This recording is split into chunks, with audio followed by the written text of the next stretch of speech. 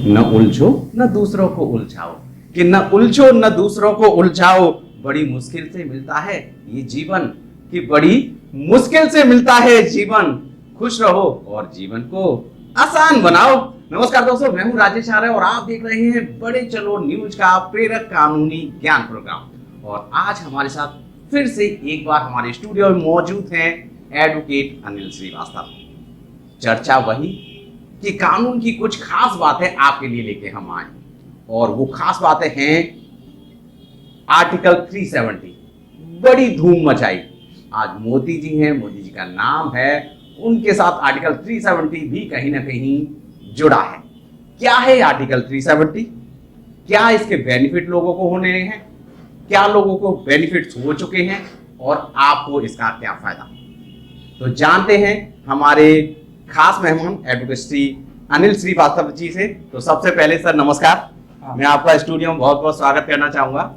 आपकी वजह से बहुत सारे हमें कमेंट आ रहे हैं, बहुत सारे लोग हमें अलग अलग तरह के क्वेश्चन पूछ रहे हैं। अभी कुछ कमेंट में आया था कि सर 370 के बारे में हमें बताएं, क्या है कैसे है। तो मैं आपसे पहला प्रश्न यही रखना चाहूंगा कि ये आखिरकार 370 एक आम लोगों के लिए कैसे समझें आसान भाषा में कि क्या है? देखिए, मैं आपको ये दर्शकों को सबसे पहले इसमें थोड़ी सी चीज़ें बताना चाहूँगा कि 370 एक्चुअली है क्या। 370 एक आर्टिकल है जो कि कॉन्स्टिट्यूशन ऑफ इंडिया में दिया गया है। 370 आर्टिकल के थ्रू एक स्पेशल प्रिविलेज दी गई है कुछ स्टेट्स में, जैसे कि उसमें एक स्टेट सबसे पहले आता है जम्मू एंड कश्मीर। जी जी। उसके पीछे रीजन ये है कि वो डिस्प्यूटेड रीजन था किसी समय पर, और डिस्प्यूटेड रीजन होने के कारण उसके अंदर स्पेशल प्रिविलेज दी गई।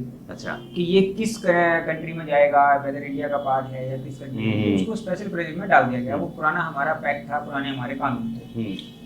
उन कानून के मुताबिक उस राज्य के रहने वाले लोगों को स्पेशल चीज़ें दी गई, जैसे वोटिंग का राइट है उनको, प्रॉपर्टी का राइट है उनको, उनका कॉन्स्टिट्यूशन अलग होगा, फ्लैग अलग होगा, नेशनल एंथम अलग होगा। तो ये सब चीज़ें उनको स्पेशल कैटेगरी में डाली।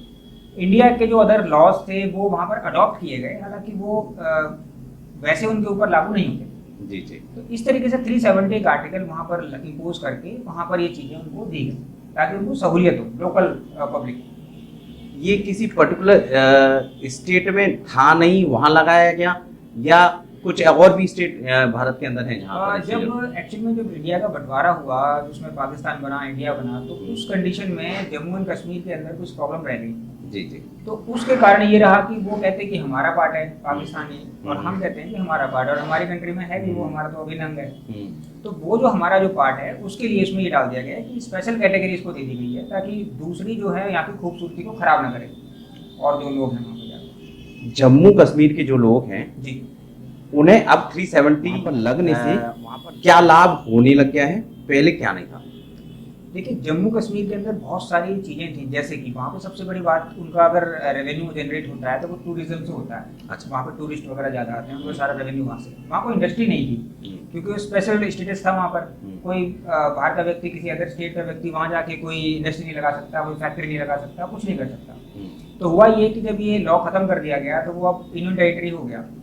तो जब यूनियन टेरिटरी हो गया तो इसका मतलब वो भारत का अभिन्न अंग है और भारत के सारे कानून वहाँ पर लागू होते हैं। जी जी। तो फिर एक और कानून वहाँ पर ये लागू हो गया कि कोई भी भारतीय जाके वहाँ नागरिकता ले सकता है, वहाँ रह सकता है, वहाँ प्रॉपर्टी परचेज कर सकता है, वहाँ इंडस्ट्री लगा सकता है with due permission of the government. तो ये सारी चीज़ें वहाँ के लिए हुई। अब वहाँ इंडस्ट्री लगेगी तो जाहिर सी बात है वहाँ के नौजवानों को रोजगार मिलेगा, रोजगार मिलेगा तो उनकी उन्नति होगी। तो ये सारी चीज़ें कुछ वहाँ पर एडिशनल उनके बेनिफिट भी लेके गई। भारत के अलावा किसी अन्य देश में भी इस तरह का कुछ है? भारत के अलावा ज़्यादातर देशों में ऐसा कुछ नहीं है, लेकिन जहाँ पर थोड़े से डिस्प्यूट होते हैं उसके अनुसार उनके अपने लोकल लॉज होते हैं। जैसे हमारे इंडिया में ये लोकल लॉज होते हैं, वहाँ कुछ और लोकल लॉज होते हैं। चलिए, ये जम्मू एंड कश्मीर की आपने बात कही, अब वहां पर 370A हट गया है जी। अदर स्टेट के लोगों को क्या फायदा है उसका? जम्मू एंड कश्मीर के लोगों को तो फायदा है, बिल्कुल। अदर स्टेट के लोगों को, जैसे हम आप दिल्ली में रहते हैं। हाँ, देखिए, इसमें होता ये है कि पहले मान लीजिए कोई दिल्ली का व्यक्ति है, वो जाके वहाँ पर एज ए टूरिस्ट जाता था जी। अब आप देखिए कि अपने ही देश में आप एज ए टूरिस्ट जा रहे हैं, कितनी अजीब सी बात है। वहाँ पर हम रह नहीं सकते, वहाँ पर अगर हमें रहना है तो हमें होटल ढूंढना पड़ता है, हम वहाँ प्रॉपर्टी परचेज नहीं कर सकते। अच्छा। हम वहाँ की नागरिकता नहीं ले सकते, हमारा Aadhaar card, PAN card, voter ID card ये सब नहीं बनता वहाँ। अच्छा। अब यहाँ से व्यक्ति को जा रहा है वहाँ पे प्रॉपर्टी परचेज कर सकता है, और इसका मतलब उसका परमानेंट एक रेजिडेंस वहाँ पे हो सकता है। जी जी जी। दिल्ली से कोई व्यक्ति पंजाब जाता है तो वहाँ पे उसका परमानेंट एड्रेस है, वो पहले से था, लेकिन अब वो जाके जम्मू कश्मीर में भी ये हो गया। ठीक है, तो एक कुछ चीज़ें ये हो गई, कुछ चीज़ें ये हैं कि वहाँ पर वो जॉब के लिए जा सकता है, रोजगार कर सकता है ना, अपनी कोई इंडस्ट्री लगाना चाहता है वो लगा ले, फैक्ट्री लगाना चाहता है वो लगा ले, मैन्युफैक्चरिंग हब बनाना चाहता है वो बनाओ, वो सब कुछ इस तरह की चीज़ें में जो है लोगों को सहूलियत काफ़ी मिली। आपके कहने का मतलब है कि जब हम दिल्ली से कहीं बाहर जाते हैं तो वो अब टूरिस्ट प्लेस नहीं काउंट होगा, वो हमारे राज्य एक ऐसा है जैसे हम दिल्ली से किसी और पंजाब में जाते हैं, हरियाणा में जाते हैं, वहां जाके कोई प्रॉपर्टी परचेज कर सकते हैं, सेल कर सकते हैं, अब हम लोग ऐसी वहां पे कर सकते ऐसे हैं। नॉर्मली जैसे हम दिल्ली में करते हैं वैसे वहाँ पे भी करते हैं। कोई व्यक्ति वहां जाकर वोटिंग राइट भी ले सकता है? बिल्कुल ले सकता है, डोमिसाइल का पूरा राइट है, वहाँ पर रहे वो और डोमिसाइल उसका बनेगा वहाँ पर, उसके बाद उसको वोटिंग राइट मिलेगा। देखिए हमारे देश की जो खूबसूरती है वो है जम्मू एंड कश्मीर, और अगर आपको लगता है कि जिंदगी जी ली है और कुछ समय अच्छा बिताना चाहते हैं तो अब आप जम्मू एंड कश्मीर को भी जा सकते हैं, और वहां जाके अगर आपको कुछ इन्वेस्टमेंट करना है, कुछ काम करना है, कुछ प्रॉपर्टी खरीदनी है तो वो भी कर सकते हैं। और तो ये 370 जो हटा है लगता है कि सभी के लिए अच्छा होगा। सर एक और चीज मैं पूछना चाहूंगा, क्या ऐसा भी है कि 370A वापस भी आ सकता है? नहीं, ऐसा नहीं है कि वापस आ सकता है। गवर्नमेंट इंडिया ने पूरा कानून पास किया है, पार्लियामेंट ने कानून पास किया है, तो पार्लियामेंट जब कानून पास किया तो उसके बाद वो सारी चीज़ें हटा देती हैं, तो उसका दोबारा रिवर्स होना पॉसिबल नहीं है।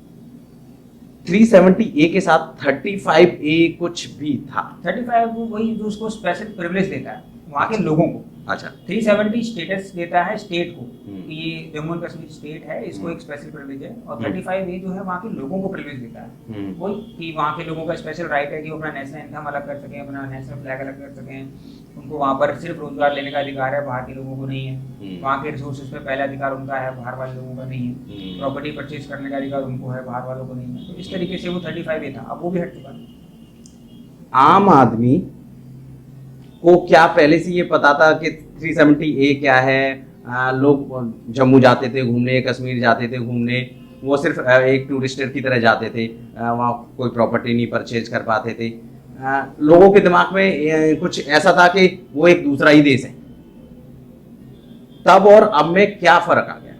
देखिए, ठीक कह रहे हैं आप कि लोगों के दिमाग में ये लगता था कि वहाँ किसी दूसरे देश में घूमने गए, पर सच्चाई अब ये हो गई है कि पहले जो चीज़ें नहीं हो सकती थी वो अब वो होती हैं। अब आप जाके वहाँ रह लो, वहाँ पे आप प्रॉपर्टी परचेज करो, अपना घर बनाओ, परमानेंट रहो, वहाँ को आपको रेजिडेंस मिलेगा, नागरिकता मिल जाएगी, आप वोटिंग करो। जो कानून आज की डेट में दिल्ली में लागू हो रहे हैं वही कानून आज की डेट में वहाँ भी लागू हो रहे हैं। फॉर एग्जाम्पल के लिए इंडियन पीनल कोड वहाँ लागू नहीं होता था, लेकिन उन्होंने उसको अडॉप्ट कर लिया था, तो वही सेक्शन को ले लिया करते थे। बट अब अडॉप्शन की उनको जरूरत नहीं है, अब तो सारा जो कानून है वो एज इट इज वहाँ चलता है। सर सबसे महत्वपूर्ण, लोग घूमने जाते थे जम्मू एंड कश्मीर, दुनिया की मतलब सबसे खूबसूरत जगह है, एक डर रहता था, क्या अब वो चीज है वहाँ?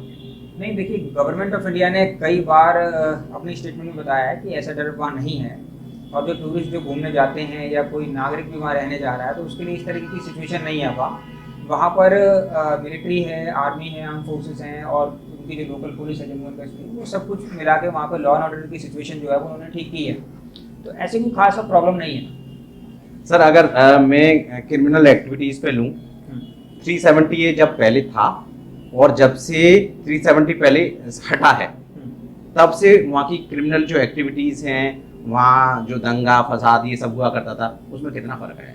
देखिए, जब कोई स्टेट होता है तो उसकी पुलिस है जो वहाँ की लोकल पॉलिटिशियंस मैं कहूँगा उसकी गवर्नमेंट के हाथ में होती है। अब जब उसको स्पेशल स्टेटस उसका हटा दिया तो वो यूनियन टेरिटरी बन गया जी। तो वहाँ की जो पुलिस लोकल पुलिस है वो सेंट्रल गवर्नमेंट के हाथ में आ गई, मिनिस्ट्री ऑफ होम अफेयर्स।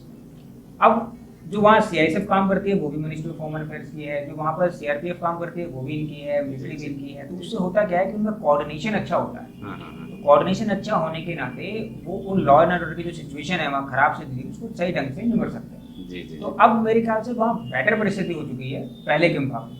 अब वो चीज़ें हम न्यूज़ में भी नहीं देखते हैं कि वहाँ कभी स्टोन पेल्टिंग हो रही है या फिर लड़ाई दंगे ज़्यादा हो रहे हैं, नॉर्मल सिचुएशन है, आप जा सकते हैं। वकील साहब ने बड़ी अच्छी बात बताई है कि अगर आपको घूमना है तो अब आप बेझिझक डर के साथ जो घूमते थे वो निकाल दीजिए और वहाँ घूम के आइए, मस्ती करके आइए, क्योंकि वो अब आपका ही स्टेट है। अगर आपको लगता है कि वहाँ रहना है तो भी आप वहाँ तैयारी करके जाइए कि वहाँ रहने की भी व्यवस्था आप कर सकते हैं, परचेज कर सकते हैं, कोई बिजनेस कर सकते हैं, अगर आपको लगता है कि आप स्टेट बदल के वहीं जमना है, रुकना है, तो वो भी आप कर सकते हैं। तो ये थी जानकारी 370A के बारे में जो हमने वकील साहब से अभी यहाँ पे पूछी और आपको बताई। फिर भी आपको लगता है आपका कोई प्रश्न है तो हमें बताएं, हमें लिखें, हमें कमेंट करें, हम आपके जवाब यहाँ देने की कोशिश करेंगे। अगर आपको लगता है कि हमसे कोई पर्टिकुलरली सलाह लेनी है तो हमें कॉल भी कर सकते हैं, टेलीफोनिक लाइन के थ्रू भी हमें वकील साहब से बात कर सकते हैं, हम आपके जवाब को वहाँ भी देने की कोशिश करेंगे। अगर आपको प्रोग्राम अच्छा लगता है तो उसको लाइक, कमेंट और शेयर जरूर कर लें, क्योंकि ये इन्फॉर्मेशन आपके लायक तो है, साथ में दूसरों को भी बहुत सारी चीजें देने वाली हैं। तो मैं सबसे पहले वकील साहब आपका बहुत बहुत धन्यवाद कहना चाहूँगा कि आप यहाँ आए और हमें जानकारी दी, और हमें उम्मीद है आप आगे भी आते रहेंगे, क्योंकि हमारे दर्शकों को आप बहुत पसंद है, आपकी बहुत सारी जो वीडियोस हैं, आपकी जो बातें हैं, वो लोगों को पसंद आ रहे हैं। Thank you so much. आप लोगों के लिए भी, अगर आपने चैनल को सब्सक्राइब नहीं किया तो अब तक कर लें। Thank you so much. नमस्कार, बाय बाय, टेक केयर और बड़े चलो।